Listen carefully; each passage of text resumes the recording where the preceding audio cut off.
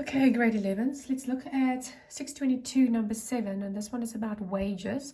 And there was an interesting twist in this one where it wasn't just normal wages. The guy actually took some motor oil. Okay, so let's break it down, starting with, as it's written in your textbook, it says, we owe this gentleman 600 Rand for his wage. Now, if we owe him, that would be his basic salary. And where does the basic salary go? The basic salary goes into your nominal section. So you should know that by now. So if you go to your trial balance and you'll see your salaries and wages already have a huge total of 255 sitting in there. Okay, so you're going to add now a new transaction where you're adding the 600, which is his gross salary. Then the next part of the sentence, let's keep on reading. It says, however, with the partner's permission, he had taken some oil cost price at 400 Rand. So where do we actually record when we are paying our employee? We record it in here. So we work out what his net salary is, how much he can physically take home as in cash, and then we give him the cash on the left hand side saying that is CPJ minus the liability, so this one goes down or hopefully becomes 0. So we're gonna just for now dump the 400 Rand there just so that you can see it, meaning we're gonna give him, but we'll in this instance we'll just say motor or whatever it is we give him. It normally would say bank. But just leaving that aside, we'll come back to that. Continue to read. The difference will be settled by the business in March, but we still don't know what the difference is. What is the net salary? Keep reading. The PAYE is 80 Rand. Okay, now we're getting more close to what we owe him. So the PAYE, we're going to create the liability. I'm sure there's some already. If you go back to your trial balance and you find the PAYE, it's 3,580 already. That's the balance. And you add another 80 Rand there. Now, double entry would be salaries and wages. They've included it into one account in the nominal section. So that'd be my double entry. And then the UIF is what they mention next. They talk about mention and they say it's 1%. 1% of 600 Rand is 6 Rand. Again, there was a balance there already. Let's just see in the trial balance how much it was. 425. And you add now this guy's, and you'll say again, salary and wages, 6 Rand.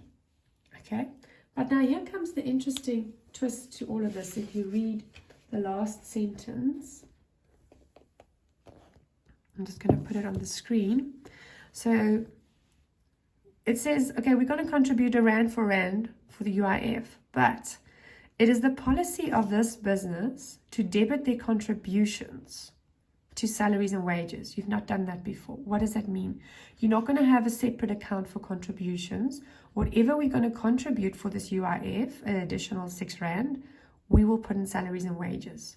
So we're going to go to our nominal section, and we're actually not going to have an account for UIF contributions. We're going to dump that extra 6 Rand in there.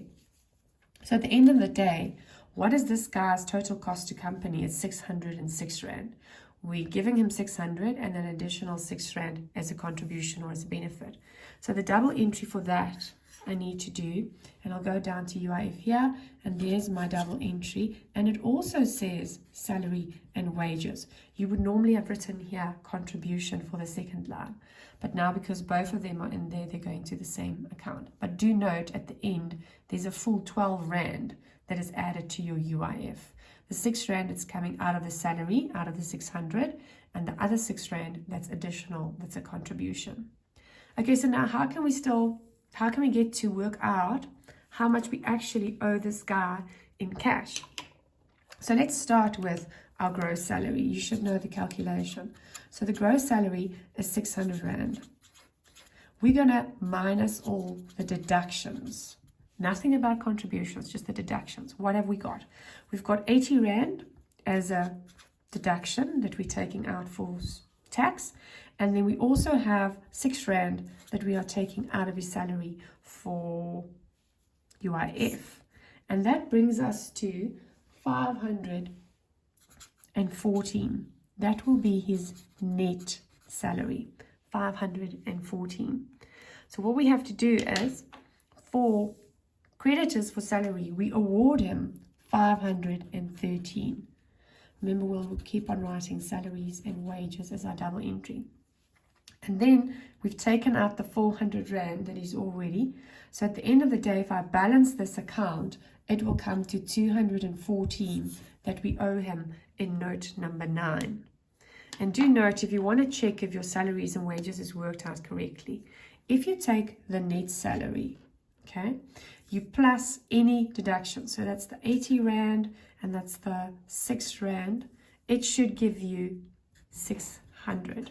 So you can double check that the salary that you give him cash plus the stuff that you're going to deduct from his salary should all give you the 600, and the contributions are shown separately.